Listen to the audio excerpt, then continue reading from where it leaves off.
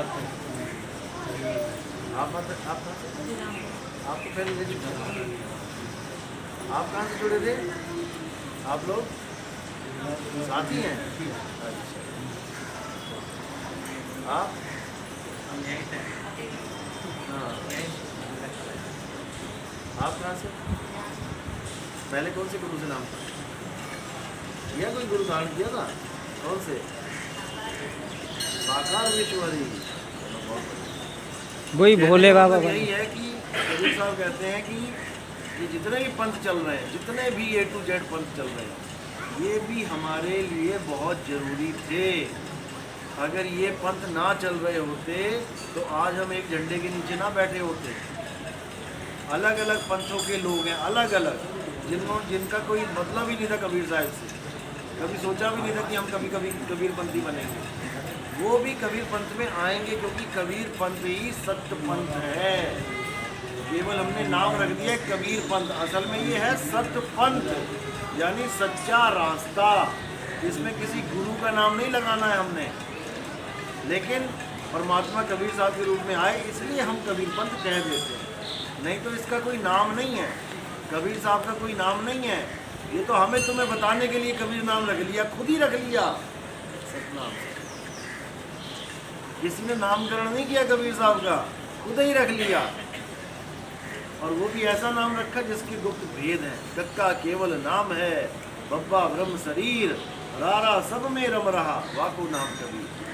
तो वो है कबीर पंथ जो सब में रमता है, जो भोले शंकर में रम रहा है, जो श्री राम में रम रहा है, जो श्री कृष्ण में रम रहा है, जो कबीर साहब में रम रहा है, जो रविदास जी में, जो हम में, आप में रम रहा है, वही आत्म राम घट घट में रम रहा है। उस आत्म राम को जानना ही हमारे इंसानी चूने का लक्ष्य है, ना कि किसी मंत्र को जपना, किसी पूजा पाठ को करना, किन्हीं तीर्थों में जाना कि 4 धाम की यात्रा कर लोगे तो मानुष जन्म सफल हो जाएगा। कुछ सफल नहीं होने का। मानुष जन्म सफल तब होगा जब आप अपनी आत्मा को ढूंढ लोगे, क्योंकि उसी आत्मा में परमात्मा छुपा हुआ है। वो हमें खुशबू कहाँ मिलेगी? फूल में मिलेगी। फूल को ढूंढो, जब फूल मिल गया तो खुशबू ऑटोमेटिकली मिल जाएगी। घी को ढूंढना है तो दूध को ढूंढो, और दूध में ही तुम्हें घी छुपा हुआ मिल जाएगा। इसीलिए बोला मोको कहाँ ढूंढे रे बंदे, मैं तो तेरे पास में। और हम कहाँ ढूंढ रहे थे? कोई सतलोक की बात कर रहा है, कोई अलग लोग जाने की बात कर रहा है, और वो हमारे घट में विराजमान है घट में, पर दिखत नहीं, दिखता नहीं है वो। जैसे दूध में दही घी नहीं दिखता। आप दूध का रेट क्या है? 50 रुपये, 60 रुपये, 70 रुपये लीटर, और घी का कितना है? 600 रुपये। तो फिर वो दिख नहीं रहा। लेकिन कब दिखता है? जब गुरु दया करता है। अर्जुन को कृष्ण जी का विश्व रूप कभी दिखाई ही ना देता, इसीलिए उनको दिव्य दृष्टि देनी पड़ी। दिव्य दृष्टि मिल गई तो दिखाई देने लग गया।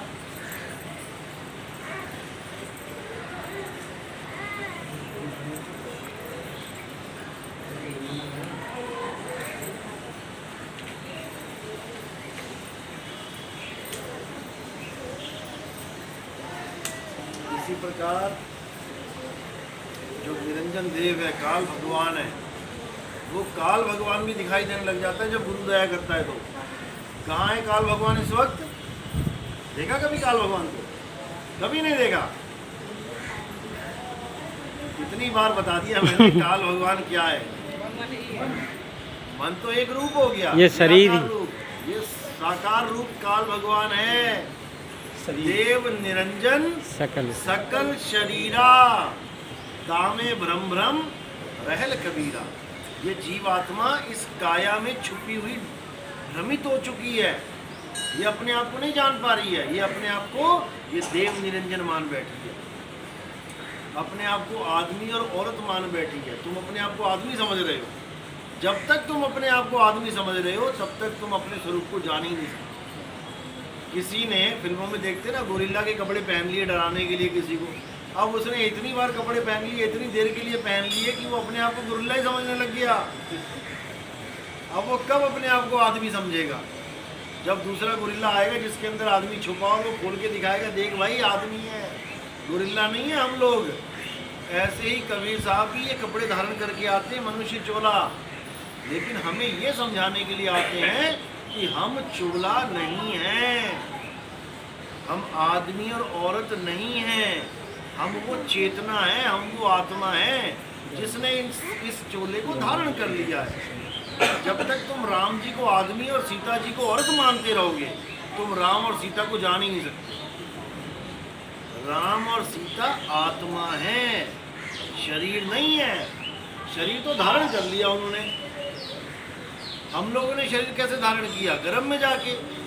ये कपड़े हम लोग ने पहने कहाँ से मिले? दुकानों पे। और ये वाला कपड़ा कहाँ मिला?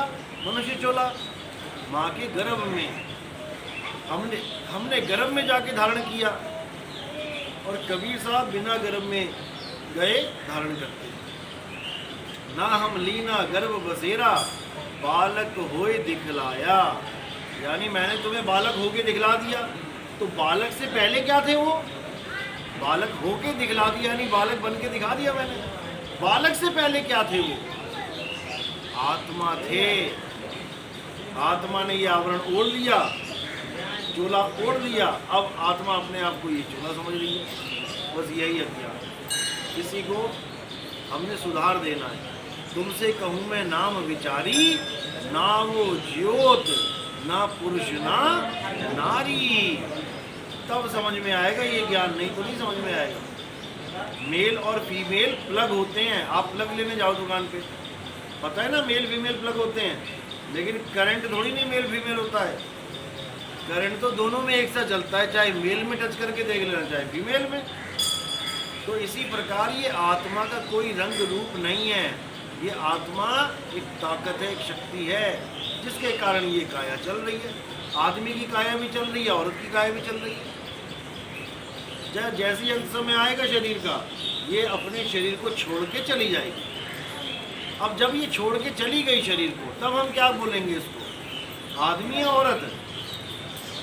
वो आदमी और औरत तो नीचे पड़ा हुआ है, मिट्टी में मिट्टी हो जाएगा। आदमी भी मिट्टी हो गया, औरत भी मिट्टी हो गया। बताओ, मिट्टी बची है, अब इसको आदमी बोलूँ कि औरत बोलूँ? दो बट्ठल मिट्टी लाके यहाँ रख दो, इसको आदमी बोलोगे कि औरत बोलोगे? ये भी आदमी औरत नहीं है, ये तो तुम्हें एक रूप बना दिया। जैसे तुमने मिट्टी से आदमी बना दिया तो वो आदमी आदमी करने लग गए। किसी ने मिट्टी से औरत बना दी, उसको औरत औरत करने लग गए, जबकि वो दोनों मिट्टी हैं। घड़ा और सुराही, आदमी और औरत समझो, दोनों फूटने के बाद मिट्टी ही बन जाएंगे। तो काया रूप में भी हम आदमी औरत नहीं है, लेकिन हम बना दिए गए हैं वैसे। काया रूप में हम क्या है? पंच तत्व, 5 तत्वों की काया है। हवा आदमी है या औरत है? मिट्टी आदमी है, औरत है। पानी आदमी है, औरत है। आकाश आदमी है, औरत है। हवा आदमी है, औरत है। जब ये पांचों आदमी और औरत नहीं है, तो पांचों को मिला के जो काया बन गई, वो आदमी औरत कैसे हो सकते हैं? नहीं हो सकते। लेकिन ऐसा रूप दे दिया गया है कि हमने दोनों को अलग कर दिया। ये औरत है, ये आदमी है। यही भरमजाल, इसी को तोड़ देना है। काल भगवान इसी भरम जाल में भरमाता है सबको। भोले शंकर को आदमी बना दिया, पार्वती को औरत बना दी, शादी करवा दी, भरम गए। इसीलिए बोला नर नारी की गांठ जुड़ावे। ये नर नारी की गांठ जुड़वा के भरमा देता है सबको, जबकि हम सब आत्मा हैं, हम सब भाई भाई हैं। कहे कबीर सुनो भाई साधो। भाई केवल इसलिए बोल दिए क्योंकि एक जैसे हैं। चाहे बहन बहन बोल दो, कहने का मतलब एक जैसे हैं। हमारा कोई आदमी और पुल्लिंग और स्त्रीलिंग का अस्तित्व नहीं है। बस इसी को समझ। कृष्ण जी कह के थक गए, कह के थक गए, लेकिन लोग समझ ना पाए। हे अर्जुन, तेरा और मेरा जो अस्तित्व है वो आत्मा है। शरीर तो इस आत्मा के कपड़े हैं। कितनी बार बचपन से सुनते आ रहे हैं हम लोग। हे अर्जुन, शरीरों का कोई अस्तित्व नहीं रह जाएगा, नाशवान है। पर आत्मा को ना कोई अस्त्र काट सकता है, ना शस्त्र काट सकता है, ना अग्नि जला सकती, ना वायु सुखा सकती, ना जल भिगो सकता है। आज तक सुनते आ रहे हैं, लेकिन जो सुनते आ रहे हैं उसको समझ नहीं पा रहे हैं। इसलिए घूम फिर के फिर शरीरों की पूजा में लग गए। क्यों? जैसे लगा दिया हम लोग को पंडित जी ने। बस दिक्कत यहाँ पे आ रही। अब क्या करना है? अब असली ज्ञान को समझिए कि मैं क्या हूँ।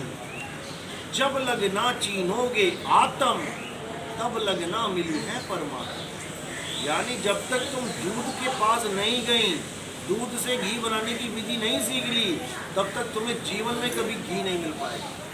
जब पहली बार दूध से घी बनाया गया, जब पहली बार दूध से घी की खोज करी गई, उससे पहले तुम घी कभी सोच भी नहीं सकते थे कैसा होता है। था दूध में ही, दूध पीते थे रोज, लेकिन घी का स्वाद तुम्हें कभी ना पता लग पाता। लेकिन किसी ने दिमाग लगाया और उस घी से, दूध से आगे इन्वेंशन करता रहा और घी निकाल के, सार निकाल के रख दिया। घी 2-2 साल, 3-3 साल, 4-4 साल खराब नहीं होता और दूध 2 दिन में खराब हो जाता है। तो जो कभी खराब नहीं हो रहा वही सार है। सार सार तो यही रहो, था दियो उड़ाए। जैसे ही दूध से दही बनता है, उसमें से थोथा अलग कर देते हैं हम। क्या हो गया थोथा? लस्सी वाला पानी, थोथा था निकाल दिया, अब क्या बचा? मक्खन बचा। उसको भी गर्म करके उसमें से भी जो थोड़ा बहुत थोथा है उसको भी निकाल देते हैं। अब आया असली सार हाथ में। तो कबीर साहब यही समझा रहे हैं, सतगुरु वैसा चाहिए जैसा सुख सुहाए, और सारे सार तो गई रहे, थोथा दे उड़ाए। थोथे को उड़ा देना है, सार को ग्रहण कर लेना है। यही कबीर पंथ की एकमात्र जो है वंशावली है। इसके अलावा सब अज्ञान है। जो गुरु आपको ये कह दे कि मेरी फोटो की पूजा करनी है, मैं अगरबत्ती लगानी है, मैं आदमी हूँ, तुम औरत हो, तो समझ लो कि खत्म है कहानी उसकी। गुरु कौन है असल में? शब्द गुरु है। और चेला कौन है? सूरत चेला है। ना गुरु देह है, ना चेला देह है, क्योंकि देह कपड़े हैं। गुरु के भी कपड़े, चेले के भी कपड़े, दोनों के कपड़े नाश हो जाने। गुरु और चेला कभी नाश नहीं होता। ना शब्द का नाश होता है, ना सूरत का नाश होता है। सूरत केवल फंस जाती है 84। तभी बोला ना, सूरत फंसी संसार में, ता से पड़ गई दूर, और सूरत बांध स्थिर करो, आठों पैरू जूर। कहाँ पे स्थिर करना है? शब्द में स्थिर करना है। तो कहते गगन में अगिया लागी बड़ी भारी, सारे जल गए, कौन कौन बचा? कहे कबीर सोई जन बच गए, जिन शब्द में सूरत संभारी, गगन में अगिया लागी बड़ी भारी। कोई नहीं बचने का इसमें से।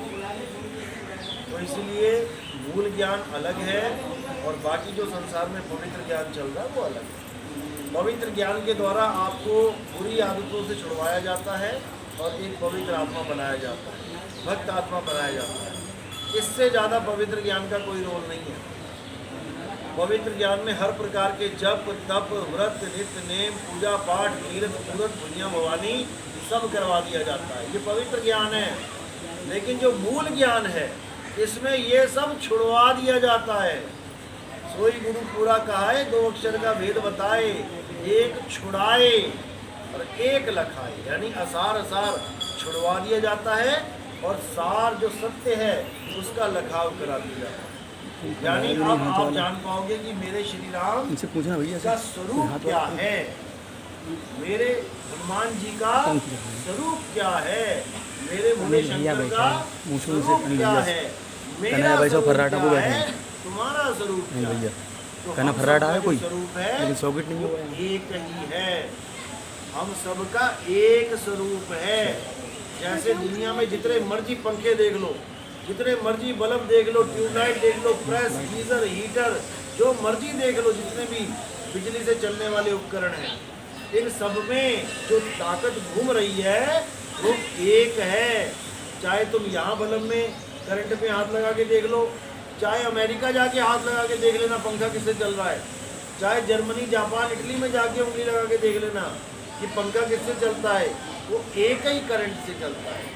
उस एक करंट का नाम है आत्मा। राम जी का शरीर राम जी की आत्मा की वजह से चल रहा है, कृष्ण जी का शरीर कृष्ण जी की आत्मा की वजह से चल रहा है, तुम्हारा शरीर तुम्हारी आत्मा की वजह से चल रहा है, मेरा शरीर मेरी आत्मा की वजह से चल रहा है। अब हमें एक दूसरे को समझने के लिए क्या करना पड़ेगा? अगर हम एक दूसरे को शरीर मानेंगे तो समझो हमने एक दूसरे को जाना ही नहीं। माँ के पास बेटी सारी उम्र रह के चली जाए, बाप के पास बेटा सारी उम्र रह के चला जाए, माँ बेटा आपस में, बाप बेटी आपस में बात तो करते रहेंगे, लेकिन कभी सोच भी नहीं सकते मैं बात कर किससे रही हूँ, क्योंकि वो सोचती है इस काया से, ये मेरी माँ है काया, इससे मैं बात कर रही हूँ, जबकि काया केवल एक पिंजड़ा है। बात कौन कर रहा है? तोता। बात तोता कर रहा है, लेकिन तुम्हें केवल पिंजड़ा दिखाई दे रहा है, और ये चोंच जो है तोते की पिंजड़े की वो हिल रही है, तुम्हें लग रहा है ये पिंजड़ा बोल रहा है। बस इतना फर्क है। ये पिंजड़ा इसलिए बोल पा रहा है क्योंकि तोता बुलवा रहा है इससे, नहीं तो ये पिंजड़ा बोल ही ना पाए। जब तोता उड़ जाता है, मुंह तो यही है ना, आँख तो यही है ना, कान तो यही है ना ये बोल पाता है, ना देख पाता है, ना सुन पाता है। अगर यही देख बोल और सुन रहा था तो तोता उड़ जाने के बाद क्यों नहीं सुन पाता, क्यों नहीं बोल पाता? क्योंकि ये देख बोल सुन शरीर नहीं रहा था, तोता देख बोल और सुन रहा था शरीर के माध्यम से। शरीर एक माध्यम मात्र है। इतनी बातें करने के लिए इस तोते को शरीर की जरूरत पड़ती है, लेकिन तोता शरीर नहीं हो जाता, तोता पिंजड़ा नहीं हो जाता। पिंजड़ा तो एक दिन नाश हो जाएगा और तोता निकल जाएगा। निकलने के लिए 9 दरवाजे हैं, सबको पता है ना, 2 कान, 2 आँख, नाक, मुंह, लिंग, गुदा, इसी में से निकल जाएगा और फिर दोबारा किसी माँ के गर्भ में चला जाएगा। क्यों? क्योंकि आया भी तो माँ की गर्भ से था। इस दुनिया में आने के लिए माँ का ही गर्भ मिलता है, और कोई रास्ता है नहीं, वरना सारे आ जाते। कौन 9 महीना उल्टा लटकना चाहता है? लेकिन लटकना पड़ जाता। जहाँ चाहा वहीं समाया, जहाँ चाहा वहाँ। जो संसार में आना चाहते हैं, अब किसी को पूछो, हाँ भैया तुम संसार में आना चाहते हो? वो कहते हैं हाँ आना चाहते हैं। उनको पूछो जाना चाहते हो? नहीं, जाना नहीं चाहते। तो भैया जब जाओगे नहीं तो आओगे कैसे? 7-7 जन्म की शादियों में 7-7 जन्म की कसमें खा लेते हैं कि 7 जन्म तक तेरे साथ निभाऊंगा। अब 7 जन्म लेने के लिए 7 बार गर्भ में जाना पड़ेगा। क्या फायदा ऐसे उसका? एक बार रहना महादुष्कर है। कबीर साहब कहते हैं एक बार जब गर्भ में जाता है तो हालत खराब हो जाती है जीव की, तड़प उठता है, त्राहिमाम करता है, परमात्मा से अरदास करता है कि मुझे निकालो, कहाँ फंस गया मैं। एक एक पल गुजारना मुश्किल हो जाता है, लेकिन कहाँ गए वो पल? याद है किसी को? अभी मैं कहूँ कि अपनी पुरानी से पुरानी बात याद करो, जब तुम बिल्कुल छोटे बच्चे थे, कहाँ तक की याद कर सकते हो? 2nd class, 1st class, LKG, UKG और छोटे चले हो जाओ, लेकिन इससे आगे तुम्हारी बुद्धि नहीं जा सकती, क्योंकि माया ने भरमा दिया है। माया ने वो मेमोरी ही डिलीट मार दी। 50 फोटो यहाँ खींची तुमने, घर जाते हुए मेमोरी डिलीट होगी तो देख पाओगे मोबाइल में। कोई माया क्या करती है? गर्भ जून डिलीट मार देती है, जबकि तुम ही तो थे वहाँ पे, 9 महीने से तुम वहाँ पे, लेकिन तुम्हें एक पल का भी याद नहीं, क्योंकि उसको पता अगर ये एक पल भी याद कर ले गर्भ को तो ये सब मकान, दुकान, बीवी, बच्चे सब छोड़ के भाग जाएगा, सब छोड़ के भाग जाएगा। ये जैसे सुखदेव भागा था, 12 साल गर्भ में भक्ति करी उसने, वैकुंठ पहुंच गया, वैकुंठ से निकाल दिया गया कि तू निगुरा है, तू बिना गुरु के यहाँ आ गया, जा पहले गुरु धारण कर गया। फिर वो कहता ना मैं यही भक्ति करूँगा बैठ के, फिर अटक गया। फिर ब्रह्मा विष्णु महेश गए कि भाई बाहर निकलो, माँ मर जाएगी तेरी, 12 साल हो गया पेट में। वो कहता मुझे पता है तुम भरमा दोगे, तुम अपनी त्रिगुणी माया बंद करो, पहले एक पल के लिए बंद कर दो। उन्होंने कहा चल ठीक है, एक पल के लिए बंद कर। जैसी एक पल के लिए माया उसने बंद करी, वैसे ही गर्भ से बाहर निकला और जंगल की तरफ भागा, और अपना जो नाड़ुआ होता है वो उसको तोड़ा अपने हाथों से। माँ और बाप कहते हैं अरे बेटा वो शक्ल तो दिखा जा। कहता कौन माँ, कौन बाप, कौन बेटा, पता नहीं कितनी बार तू मेरा बाप हो लिया, पता नहीं कितनी बार मैं तेरा बाप हो लिया। अरे भागो, ये माया है। तो बिना माँ बाप को देखे भाग गया। लेकिन हमारी एक माँ नहीं छूट रही, अरबों खरबों माएँ छोड़ के आए हम पिछले जन्मों में। पता नहीं किस किस को माँ बोला, किस किस का दूध पिया हमने, जब कुत्ता कुतिया बन गए तो कुतिया का भी दूध पिया, गधे बन गए तो गधी का भी दूध पिया और माँ समझ के पिया। अगर ये सारे कुत्ते बिल्ली हाथी घोड़े सांप बिच्छू आ जाए, मैं तेरी माँ उस जन्म की, मैं तेरी माँ उस जन्म की, भाग जाओगे छोड़ के दुनिया। लेकिन अभी एक माँ नहीं छूट गई। ये नहीं कह रहा कि छोड़ देना है, मोह भंग करना है, मोह भंग करना है। माँ को नहीं छोड़ना है, माँ ने तो तुम्हें पाला पोसा बड़ा किया, उसको छोड़ के कहाँ जाओगे? उसको तुम पालो। अब तुम्हारी बारी आई है पालने, जब बूढ़ी हो जाएगी वो तुम ही पालोगे। लेकिन मोह नहीं रखना, गलती से भी मत सोच लेना कि वो तुम्हारी माँ है।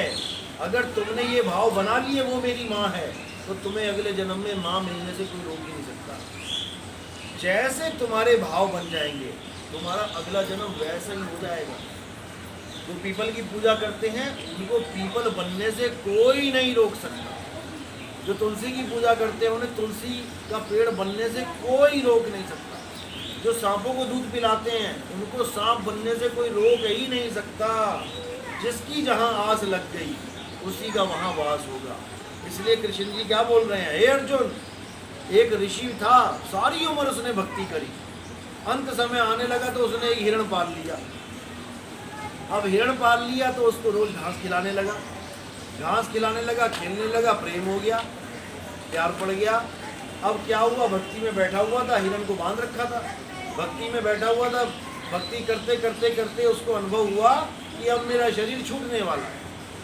जैसे ही उसको अनुभव हुआ कि शरीर छूटने वाला, उसका ध्यान एकदम हिरण के बच्चे की तरफ गया कि अरे मैंने इसको बांध रखा है, कोई भेड़िया आ गया, कोई चीता आ गया, ये तो भाग भी ना पाएगा, और कितनी घास खाएगा जहाँ बांधा है, उतनी खा पाएगा जितनी बड़ी रस्सी है, तो उसके बाद भूखा मर जाएगा। यही सोचता सोचता उसने प्राण त्याग दिए। अब जैसे ही उसने प्राण त्यागे तो वो कहाँ गया? कहाँ गया? हिरण बन के आ गया। उसकी सारी उम्र की भक्ति, जो हवन यज्ञ किए, पूजा पाठ किए, सब जीरो। क्योंकि जहां उसने अंत समय में आस लगा ली उसका वास वहीं हो। इसलिए कबीर साहब ने बोला है, जहां आशा तहां वासा हुई, वाह को रोक सके ना कोई। अब उसने ऐसी जगह आस लगा ली कि उसको 1,84 में भटकना पड़ गया। और हम लोग क्या करके बैठे हैं? हम लोग भी तो वही काम कर रहे हैं भाई। सुबह उठ के पीपल को जल देना, क्या नाम है, तुलसी को जल देना, इन्हीं मतलब जो जुम्मे हमसे भी नीचे हैं, हमने उनको भगवान मान लिया, गाय को भगवान मान लिया, सांपों की पूजा कर रहे हैं, बहुत कुछ, चूहों की, वो करणी माता मंदिर में पता नहीं कहाँ पे, वो चूहों को दूध पिला रहे हैं रोज। यहीं आस लगी रहेगी, यहीं पे जाना पड़ेगा। तो कबीर तो कृष्ण जी ने क्या बोला अर्जुन को साहब कि हे अर्जुन, अगर इस दुनिया में कुछ पूजनीय है वो केवल आत्मा है। आत्मा के अलावा जो कुछ भी तुम्हें दिखाई दे रहा है, हे अर्जुन, वो मेरी छीनी माया है। ये पेड़ पौधे, ये जो तुम्हें कुछ भी दिखाई दे रहा है, ये मेरी माया है। इस माया को लांघना किसी के बस की बात नहीं है। लेकिन जो मेरे स्वरूप को जान जाते हैं वो बड़े आराम से इस त्रिगुणी माया को, 3 गुणों को लांघ जाते हैं। मेरे स्वरूप को जान जाते हैं मतलब कृष्ण जी की पूजा करते हैं? नहीं। कृष्ण जी को आदमी मान के पूजा करते हैं? नहीं। कृष्ण जी को ये आंख नाक मानते हैं क्या? बिल्कुल नहीं। वो कह रहे हैं जो मेरे अजन्मे स्वरूप को जान लेते हैं, वो स्वरूप जिसका कभी जन्म ही नहीं होता। वो कौन सा स्वरूप है? हमने तो यशोदा का नंद लाला ये वाला स्वरूप देखा, छोटा सा बच्चे वाला। वही धीरे धीरे बड़े हुए, लीला करी, जवानी में आके प्राण त्याग दिए जब तीर लगा पैर में। इससे ज़्यादा तो कृष्ण जी का स्वरूप कौन बताए? लेकिन नहीं, ये तो एक मायावी स्वरूप है जो बदल जाता है, जो आता जाता है, जो खाता पीता है। एक ऐसा स्वरूप है जो आवे न जावे, जन्मे नहीं मरे, सो निज प्रीम हमारा। वो हमारा निज स्वरूप है। जो हमारा स्वरूप है वही परमात्मा का स्वरूप है। ये दोनों भिन्न नहीं है। तो साहिब कह रहे हैं, सत्य स्वरूपी नाम साहिब का, सो निज नाम हमारा। मेरा और परमात्मा का एक ही स्वरूप है। वो अपने स्वरूप को जानता है, मैं अपने स्वरूप को भूल गया। जैसे ही मैं भी अपने स्वरूप को जान लूँगा तो हम और मालिक एक हो जाएंगे, दो नहीं रहेंगे। एक कहूँ तो है नहीं। अगर कोई अभी कहे एक परमात्मा और तुम परमात्मा एक हो, अभी नहीं हो। अभी हम जीव अवस्था में है, परमात्मा उच्च अवस्था में है। एक कहूँ तो है नहीं, दो कहूँ तो गारी, और जैसा है तैसा कहूँ, कहें कबीर विचार। जैसा मालिक है उसको वैसा बयान करो, और जैसा जीव है उसको वैसा बयान करो। तो बात इतनी सी। कहने का मतलब शरीर यानी पिंजड़ा और तोता यानी आत्मा, इन दोनों के भेद को जानना ही मनुष्य जन्म को सफल करने का एकमात्र साधन है। अगर ये तुम नहीं जान पाए तो तुम वापस शरीरों में आने के लिए तैयार हो जाओ। तुम्हें कोई नहीं रोक सकता, किसी की हिम्मत नहीं जो तुम्हें जन्म लेने से रोके। लेना ही पड़ेगा, क्योंकि घर टूटा है तो सर छुपाने के लिए घर बनाना ही पड़ेगा। दिक्कत ये है वो झोपड़ी, एक टूटी दूसरी धारण करनी ही पड़ेगी, नहीं तो तुम रह ही नहीं सकते। लेकिन कबीर साहब क्या कह रहे हैं कि अगर आपको ऐसा कोई गुरु मिल जाए जो आपको आपकी आत्मा का लखाव करा दे, यानी पहचान बता दे और तुम्हें तुम्हारी आत्मा में स्थित कर दे, जो अध्याय 3 में 17वां श्लोक है। किस किसने पढ़ा था? अध्याय 3 17वां श्लोक। हे अर्जुन, जो अपनी आत्मा में निर्भर हो जाते हैं, जो अपनी आत्मा में रमण करते हैं, जो अपनी आत्मा में संतुष्ट हो जाते हैं, उनके लिए कोई धार्मिक कर्म कर्तव्य लागू ही नहीं होता। उनको कोई कर्म कर्तव्य नहीं है कि मंदिर जाके पानी चढ़ाओ, कि मंत्र जपो, कि भगवानों के तीर्थ मूर्ति यात्रा करो, कुछ नहीं करना। बस अपनी आत्मा में संतुष्ट हो जाते हैं। जो लोग अपने आत्म स्वरूप को प्राप्त कर लेते हैं वो अन्य किसी जीव पर निर्भर नहीं रह जाते। अब उन्हें किसी की ज़रूरत नहीं है, अब वो अपने आप में पूर्ण हो जाएंगे। यानी ये सब दूध जितने बैठे हैं, जिसको मतना आ गया अपने आप को दूध घी में कन्वर्ट कर देगा। दूध छूट जाएगा तुम्हारा दूध वाला भाव और घी वाला भाव आ जाएगा। अब तुम अपने स्वरूप को जानते हो, वो सार तो ग्रहण हो जाएगा और असार छूट जाएगा। चलो, बाकी हमारे सत्संग यूट्यूब आते हैं।